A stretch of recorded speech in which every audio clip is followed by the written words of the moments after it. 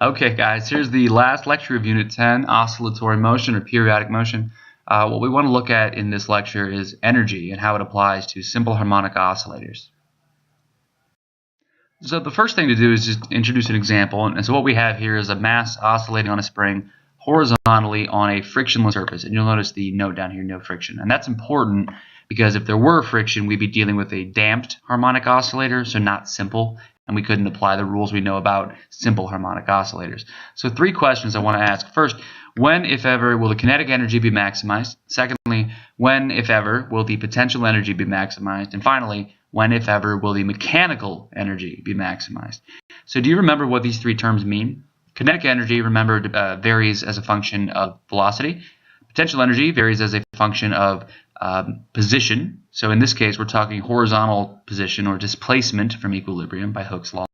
And mechanical energy is the sum of kinetic and potential. So it's not its own type of energy, it's just like the sum of the first 2. I'll put a note here to make that clear.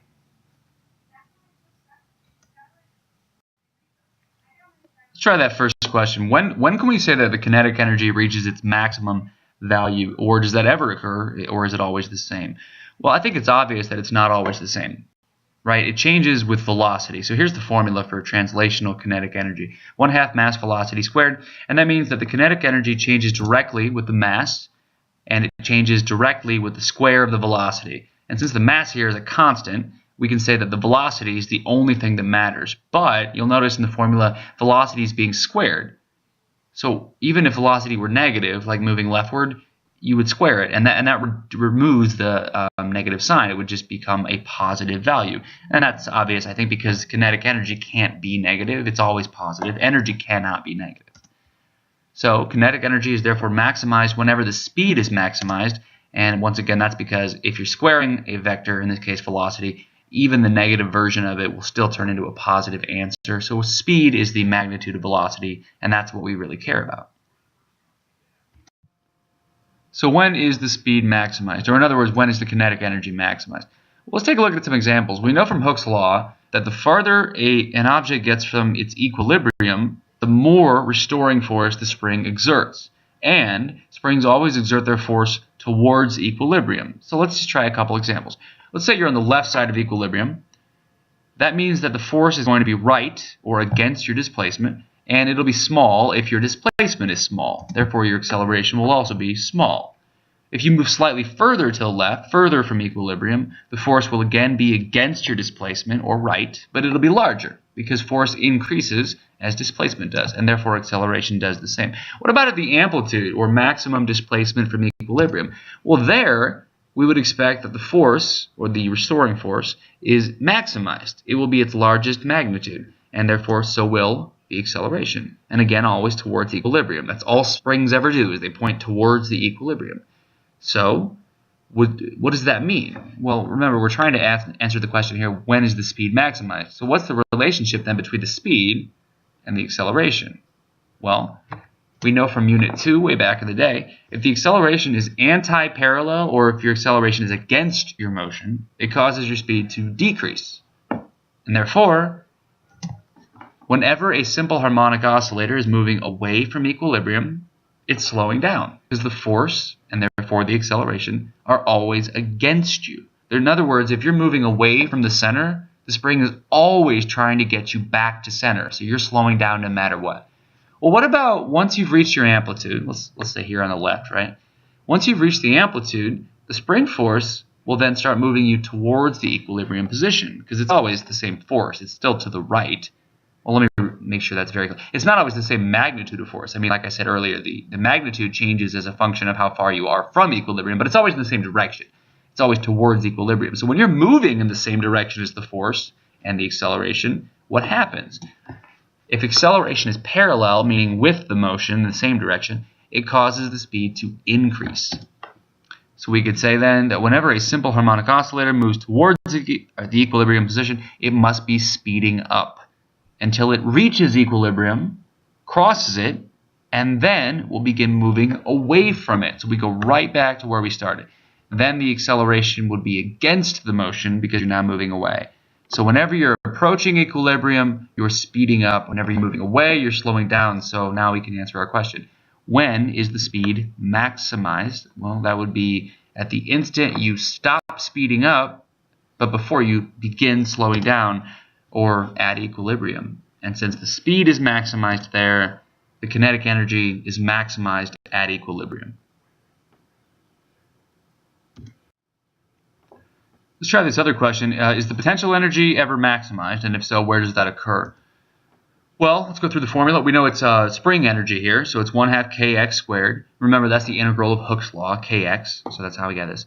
So what's a constant and what's a variable? Well, k is a constant, and it's a direct proportion to the spring energy. K is the spring constant. It's the rigidity of the spring, but that doesn't change for a single spring. It's not going to like suddenly become more stiff or more, forgiving.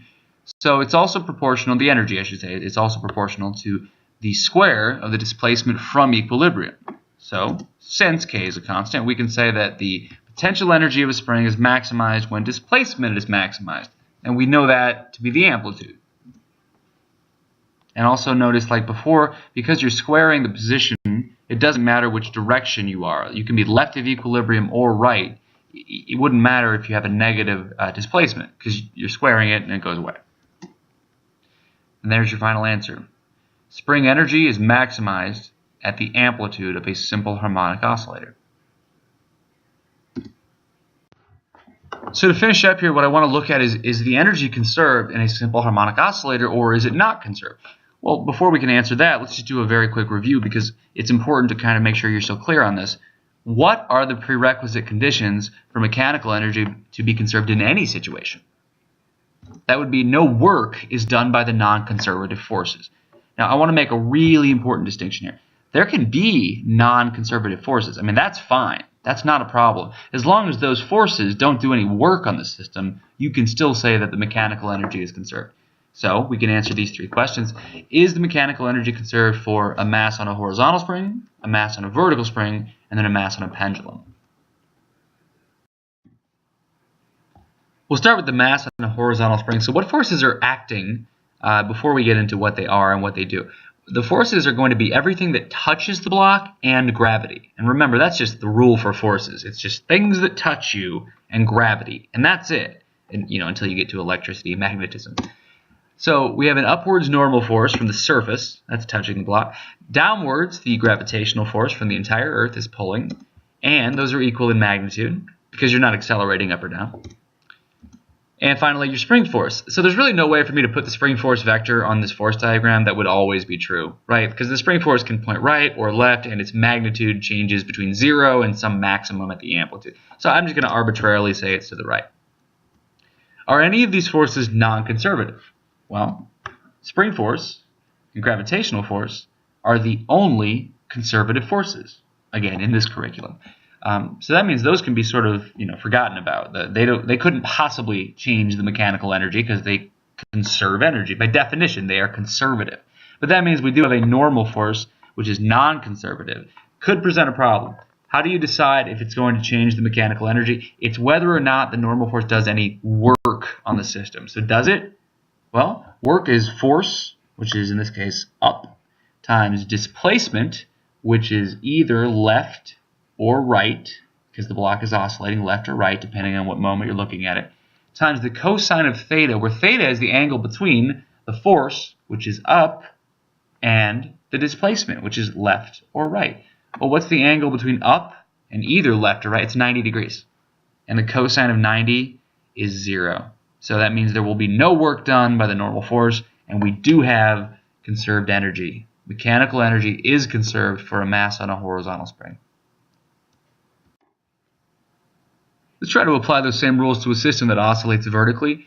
I'm going to go a little faster this time. Same process, but we kind of know what's going on, so I don't have to explain every step. So anyway, what forces are acting? Well, you have the gravitation, and then you have a spring force. No normal, by the way, because there's no surface. But the spring force, just like last time, I can't draw the vector on this diagram unless I know where the disk is. So, like for instance, when the disk is really low, anywhere below its equilibrium actually, the spring is then stretched and will be pulling up. Once the spring is compressed, when the disk is really high up here, it'll be pushing downwards. And so I can't draw either the direction or magnitude in a way that's always true, but I'll just arbitrarily say that spring force is up. Okay, so Are there any non-conservative forces here? No, we just said. So this is really useful, right? So there's only two conservative forces for now, and those are gravitational and spring. And so since there are no non-conservative forces, we're done. We're done. So the mass on a vertical spring also has conserved mechanical energy. And the third of our only three simple harmonic oscillators that we will ever look at. What forces are acting on a pendulum bob? The bob is, again, it's just this thing at the bottom, the mass. And we always assume that the string itself is of negligible mass. So all the mass is at the bottom. Well, we have a tension force. That's what the string exerts. And then a gravitational force. Are either of these non-conservative forces? Yeah, the tension is. And we said earlier, and I'll say it again, the only conservative forces are gravity and spring. So the tension could be a problem, once again, if it does work. So does the tension do any work? Well, what direction does the tension force point? It might seem like there's no way to answer that because it always changes as the motion moves back and forth, but there's sort of a way you can always answer that. The tension always points centripetally, or towards the center of the circle. And the motion is always tangential. And the angle between centripetal and tangential is 90 degrees. So just like the question we started with, theta is 90. And because the work is FD cosine of theta and the cosine of 90 is 0, there is no work done by the tension. So once again, mechanical energy is conserved.